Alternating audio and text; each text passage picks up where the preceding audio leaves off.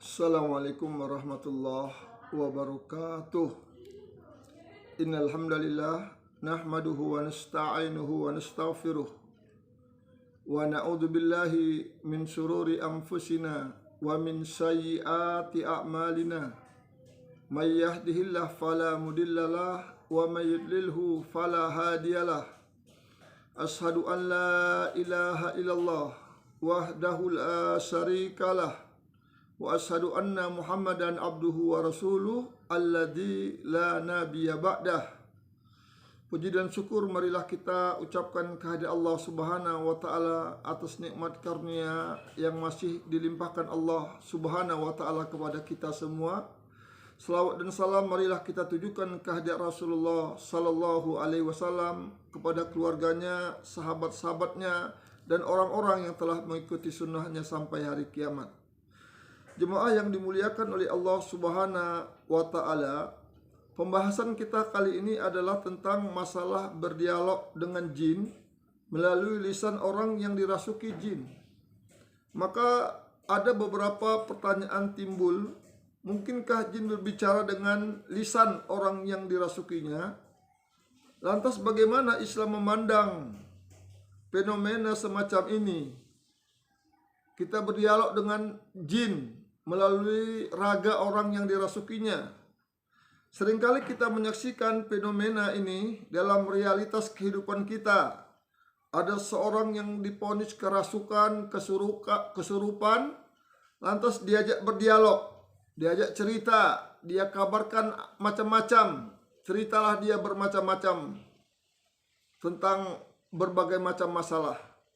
Syekh Ibnu Taimiyah berkata, keterangan tersebut merupakan perkataan mayoritas ulama yang terkenal.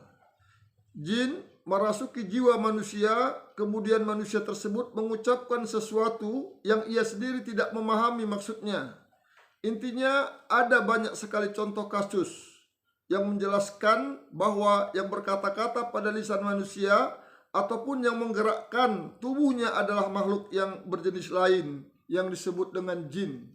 Dia gerakkan tangan, dia gerakkan kaki, dia berkata, bernyanyi, berteriak, bermacam-macam yang dilakukannya. Dia tidak menyadari, dia tidak bisa kontrol semua ucapan, semua pergerakan tangannya.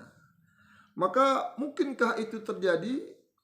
Mungkin terjadi seperti itu. Dia ucapkan suatu perkataan yang dia pun tidak paham. Dia lakukan suatu pergerakan yang tidak bisa dia pernah lakukan gerakan tersebut, seperti menari, misalnya dia menyanyi, berteriak-teriak dan lain sebagainya. Maka yang perlu diperhatikan bagi kita semua kaum muslimin, yang pertama, kalau ada orang kerasukan jin, tidak boleh bertanya tentang masalah gaib yang merupakan hak otoritas Allah Subhanahu wa taala. Kita tanya misalnya kepada orang yang kerasukan jin tersebut tentang rezeki, tentang jodoh, dan lain sebagainya, tentang masalah-masalah hak yang harusnya itu hanya hak Allah. Ditanyakan kepada jin tersebut itu tidak boleh, karena tidak ada makhluk di dunia ini yang mengetahui yang gaib-gaib, tentang rezeki, tentang jodoh, tentang sehat, tentang penyakit, dan berbagai macam lainnya yang urusan yang gaib. Itu hanya Allah Subhanahu wa ta'ala yang mengetahuinya. Karena masalah gaib ini kita butuh dalil tauqifiyah. Tidak boleh ditegakkan satu hujah tanpa dalil dari kitab dan sunnah Nabi sallallahu alaihi wasallam. Allah Subhanahu wa ta'ala telah menerangkan dalam surah An-Naml ayat yang ke-65, Qul la ya'lamu man fis samawati wal ardi al-ghaiba illallah wa ma yash'uruna ayyana yub'atsun.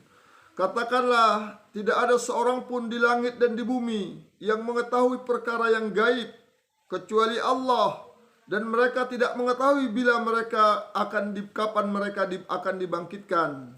Allah Subhanahu wa taala yang menjadikan alam semesta ini, yang menjadikan langit dan bumi seluruh penghuninya yang ada di dalamnya, sudah mengkhabarkan kepada kita dalam Al-Quran, tidak ada makhluk yang di langit.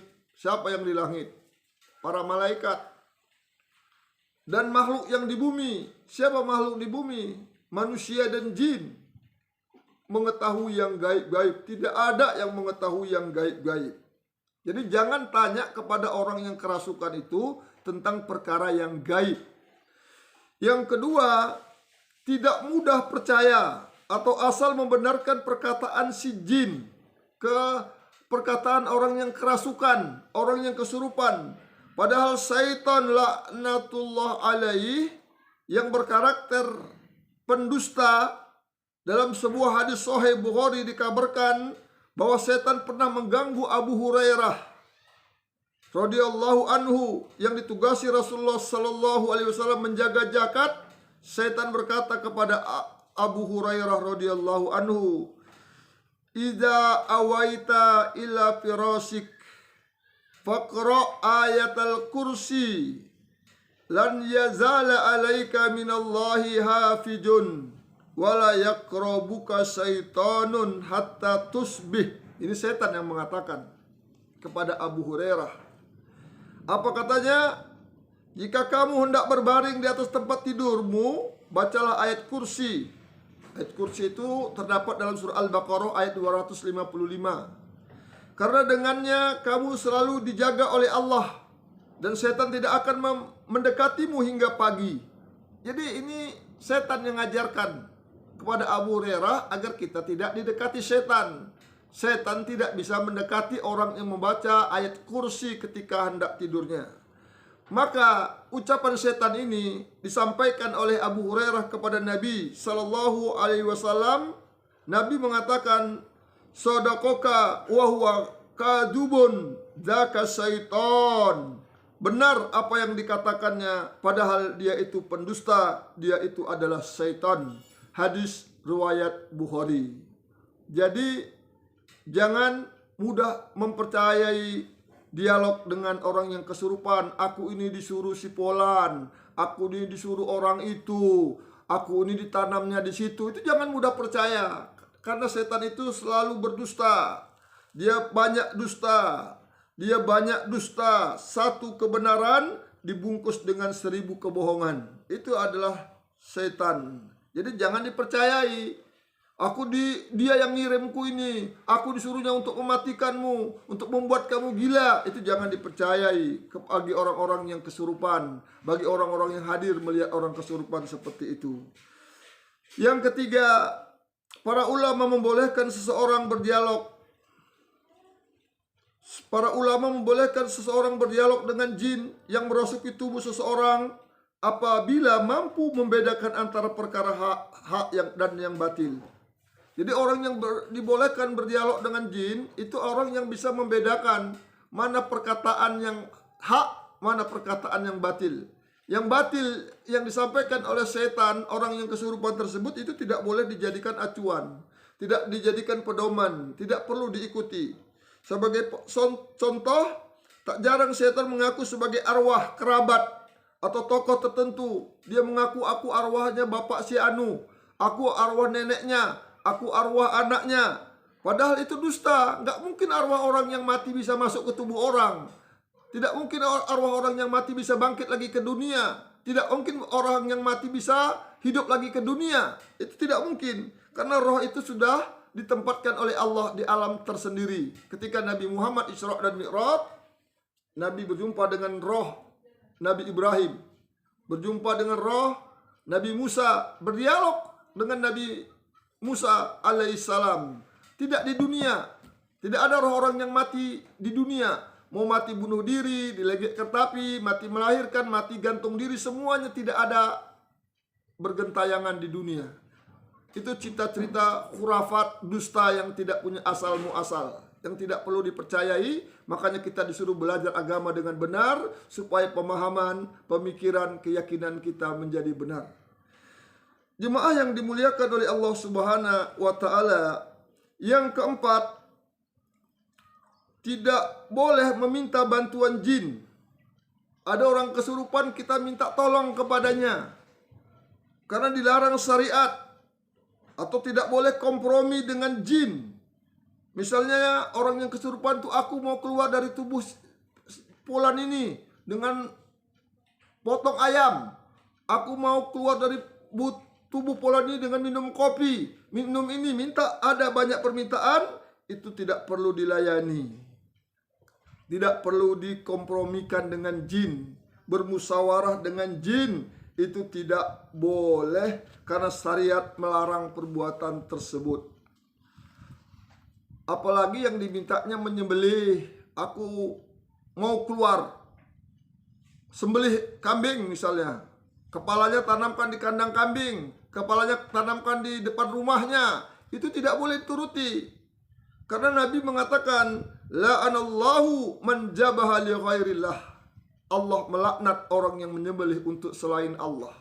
Jadi kita menyembelih itu ibadah, tidak boleh ditujukan kepada selain Allah. Walaupun dia pakai bismillah, tapi niatnya untuk tumbal, itu perbuatan yang terlaknat dan terlarang, tidak boleh dilakukan.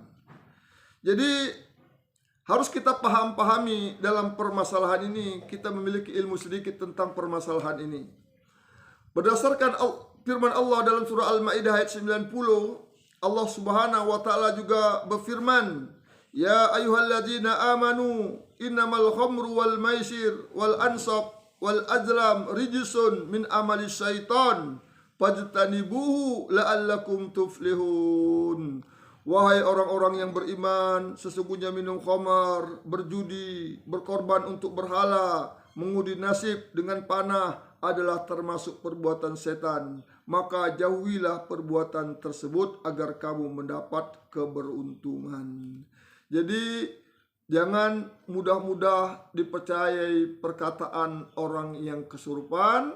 Semoga dengan kita mendengarkan video ini dapat pemahaman yang benar, bisa berhati-hati dengan perkataan-perkataan yang menipu dari orang-orang yang kesurupan, karena jin itu setiap tempat, setiap saat ingin mencari menyesatkan manusia yang ada di sekitarnya. Semoga kita terhindar dari tipu daya iblis, dan yang sakit dimudahkan oleh Allah kesembuhannya. Terus berdoa, bermohon kepada Allah untuk kesembuhannya. Teruskan ruqyah mandiri untuk menghilangkan penyakitnya. Semoga Allah mudahkan kesembuhannya. Allah mudahkan angkat seluruh penyakitnya. Disembuhkan dengan kesembuhan yang tidak meninggalkan bekas. Fastabiqul khairat. Assalamualaikum warahmatullahi wabarakatuh.